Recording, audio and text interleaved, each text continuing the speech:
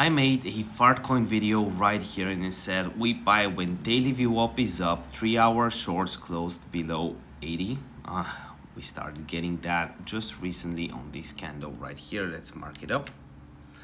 I'll mark it on the lower time frame, and then we take profit at 0.08 cents or 0.04. So we go to the 3-hour and want to see where did this happen. It happened right here. So right here, it is time to buy because we're at the same time we retested it.